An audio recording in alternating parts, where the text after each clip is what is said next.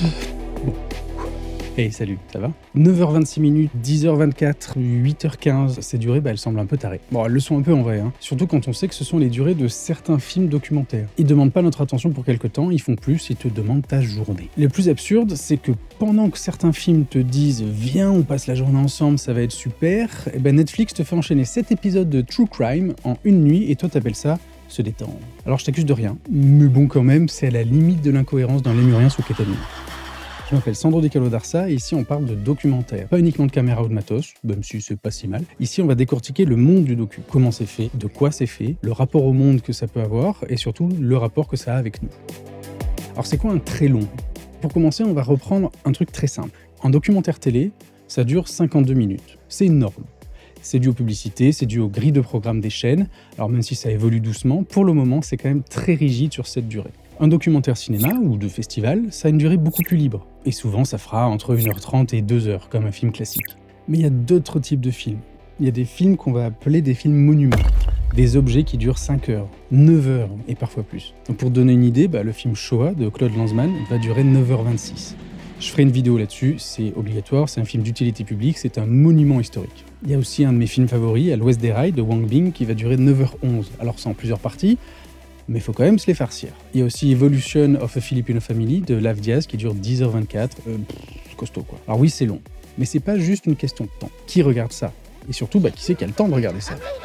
C'est sûrement les mêmes gens qui se disent qu'ils vont juste regarder un épisode et qui se réveillent à 2h du matin devant le générique Netflix qui est en train de défiler ou qui te dit « Êtes-vous toujours vivant ?»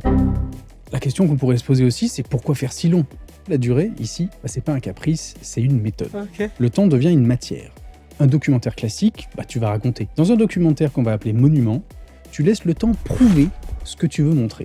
Dans À l'Ouest des Rails, on peut pas dire que tu comprennes que c'est l'usine et tout son écosystème qui meurt. Tu vas le ressentir parce que tu la traverses, tu la revois, et puis tu t'y épuises, tu la connais. L'accumulation remplace la thèse. Dans Shoah, t'es pas là pour apprendre un truc en 90 minutes. T'es là pour écouter, pour comprendre l'inimaginable, encore et encore dans les pires détails. Et à la fin, tu sors pas avec juste une information. Tu ressors avec une empreinte, avec un élément clair, global et macabre. Tu vois les gens changer. Au cinéma, souvent, on va montrer une scène qui résume. Le très long, lui, il te montre la lenteur, l'hésitation, la répétition. Et ça, bizarrement, c'est souvent plus vrai, parce que c'est plus humain. Alors, le true crime sur Netflix, c'est le très long qui nie pas son nom.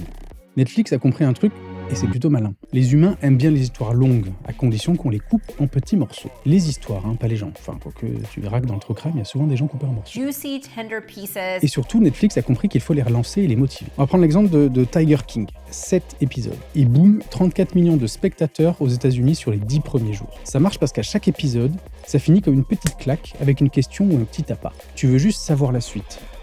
Et ton cerveau va confondre ça avec un choix libre et volontaire. They lie. C'est pas volontaire, c'est comme le sucre, c'est chimique. Making a Murderer, le doute, c'est un peu le moteur. Making a Murderer, c'est 10 épisodes. Et une étude a montré que chaque épisode apporte 20 millions de spectateurs sur les 35 premiers jours. Netflix, il te vend pas un film long. Il te vend un doute qui se recharge à chaque épisode, après épisode, après épisode. Et ce doute, tu vas le combler. Nice. Il y a aussi Night Stalker, la machine à relance. Sur une semaine de classement, on parle de 321 millions de minutes vues. C'est 4 épisodes, ça fait 3h09 au total. La durée est relativement courte, mais la machine est la même. On découpe, un cliffhanger, et on relance, et nous on regarde comme des bons lémurins. Le documentaire Monument, c'est un plan séquence mental, alors que le documentaire série de Netflix, c'est plutôt la petite suite de vidéos en autoplay qu'on va dévorer sans trop réfléchir et sans utiliser la zapette. Qui se souvient de l'épisode 3 de Tiger King? Personne. On se souvient de l'idée générale. Pour info, voilà les durées cumulées. Tiger King, 8 épisodes d'environ 45 minutes, ça fait un total d'à peu près 6 heures. Making a Murderer, la partie 1, est à peu près à 10 heures. Alors j'entends, t'as pas le temps pour 5 heures sur la déconstruction du système industriel chinois. Mais je dis pas, c'est peut-être pas intéressant. Mais tu viens de passer 10 heures dans un tribunal au Wisconsin. Bon, l'espèce humaine est surprenante dans toutes ses contradictions. Respectons-la. La différence, c'est pas la durée, c'est le contrat. Les deux formats jouent avec le temps, mais ils jouent pas pareil. Le documentaire Monument, il va te demander de t'engager. T'acceptes le risque de l'ennui, des silences, l'absence de twist régulier, la relance qui est pas là. La durée fait partie du sens, on l'intègre, on digère petit à petit, on comprend, on ressent même des choses. Alors que le docu-série, ou le true crime globalement sur Netflix, là c'est assez différent. On va te guider, on te prend par la main, on te relance. Ça vaut le coup de regarder jusqu'à la fin, il va peut-être se passer un truc qu'il faudrait surtout pas rater. Tu ingurgites pour espérer avoir un bonbon à un moment. Ça marche presque à tous les coups. Attention, je dis pas que Netflix, c'est le mal. Je dis juste que Netflix a une stratégie pour transformer la durée en un produit de rétention et te forcer à rester regarder un truc que tu vas oublier. Le documentaire Monument, il va transformer la durée en une espèce de position morale et intellectuelle. Alors c'est moins confortable, c'est sûr, mais en général, on se souvient à peu près de ce qu'on a regardé, on ressent et parfois même on apprend des trucs. Surprise, motherfucker! Il y a des contraintes à tout ça. Et concrètement, faire un très long métrage, c'est aussi gérer du très long. La distribution par exemple, un film de 9 heures, tu le mets pas à 20h45 après le JT. Tu fais des séances événements, des entr'actes, des projections par morceaux. Tu dépends des festivals, de lieux très motivés, d'un public prêt à se déplacer et surtout prêt à rester. La post-production, la logistique, tout ça c'est très long aussi. Et plus c'est long, plus tu vas te battre contre l'archivage des rushs, le dérochage infini, la cohérence du montage, les sous-titres sur 8 heures, 10 heures, l'étalonnage, le son, la constance de tout ça. La durée, ça coûte cher. En temps, en cerveau, en location de salle de montage et en disque dur. Il y a aussi la communication. Comment tu vends ça sans faire fuir les gens? Tu vas pas dire 9 heures. Tu dis c'est une expérience. Tu peux le voir en chapitres. C'est une grande fresque. Ensuite, il y a l'éthique de la durée. Pas les macarons, la durée, le temps, quoi. La vraie question, au fond, c'est celle-là. Est-ce que la durée respecte le réel? Le docu-monument, peut-être que c'est un peu un geste d'humilité. Il ne va rien simplifier, il ne coupe pas trop. Il laisse la complexité du réel vivre et surtout, ça va se développer sous nos yeux. Le docu-série True Crime, parfois, il flirte avec autre chose, avec le suspense, le divertissement, la mise en scène du fait réel. C'est là que tu dois te demander si tu comprends quelque chose ou si tu consommes quelque chose. On pourrait dire que le documentaire Monument nous demande de rester là, alors que Netflix nous demande de revenir encore et encore. C'est là que c'est intéressant. Les deux jouent avec la même fin humaine, la fin de passer du temps avec une histoire vraie, jusqu'à ce qu'elle te colle à la peau et qu'on se l'approprie, et qu'on la comprenne ou alors qu'on la consomme. Sauf que derrière, c'est pas du tout le même geste. Le documentaire Monument, quand il est réussi, parce que c'est pas toujours le cas, il te fait un cadeau assez rare, c'est qu'il te rend du temps. J'explique le truc.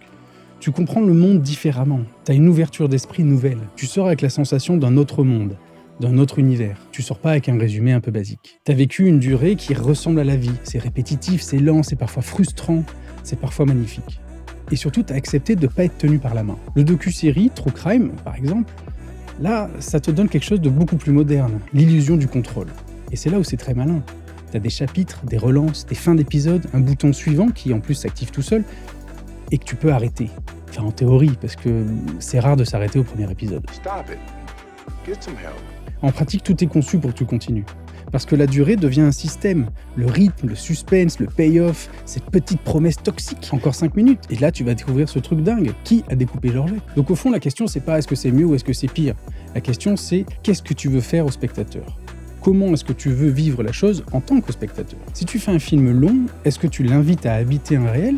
À se confondre autant, à s'ennuyer parfois, c'est le risque, et à observer vraiment. Et encore, je dis s'ennuyer parfois, c'est le risque. C'est peut-être pas forcément un risque, peut-être que c'est bénéfique de s'ennuyer un petit peu. Ou est-ce que tu le mets sur des rails, avec des cliffhangers, des révélations incroyables, jusqu'à ce qu'on confonde l'émotion avec toute cette mécanique. Et là, on arrive au point le plus délicat. Plus c'est long, plus t'as du pouvoir. Tu peux rendre justice, laisser des contradictions vivre, refuser de simplifier. C'est pas noir ou blanc, c'est gris et c'est complexe. Mais tu peux aussi étirer, manipuler, scénariser le réel et faire monter une affaire comme une série. Et appeler ça du documentaire. Parce que au fond, c'est basé sur des faits réels. Hein? Coucou le true crime des plateformes où c'est basé sur des faits réels, mais au fond c'est une série incroyable, mais c'est juste basé sur des faits réels.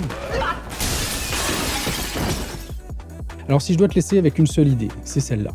La durée, c'est pas un chiffre, c'est une décision morale. Toi, quand tu choisis ta forme, tu choisis ton pacte. Quand tu veux faire un documentaire, est-ce que tu veux un spectateur qui a tout compris en sortant, ou qui justement sort avec quelque chose parfois d'inconfortable, mais en tout cas de complexe, de vivant, et qui continue à y penser le lendemain. Parce que le vrai luxe aujourd'hui, c'est pas d'avoir accès à 1000 histoires, c'est d'en laisser une seule prendre le temps de nous transformer.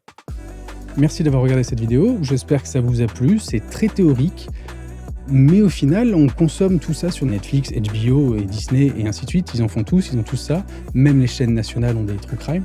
Je pense que c'est pas un problème en soi, c'est juste qu'il faut être conscient de ce qu'on consomme ou de ce qu'on regarde, et peut-être que ça vaut le coup de temps en temps de donner la chance à un documentaire de 8 heures en le prenant par petits bouts. Je dis pas qu'il faut se farcir 8 heures d'un coup, mais peut-être que c'est une autre expérience. Vous êtes plus de 200 maintenant abonnés, c'est fabuleux. Merci beaucoup, abonnez-vous, continuez, partagez. La chaîne démarre, laissez un commentaire, laissez un pouce bleu ou pas, mais soyez libres, et puis on se voit très bientôt pour la suite. Allez.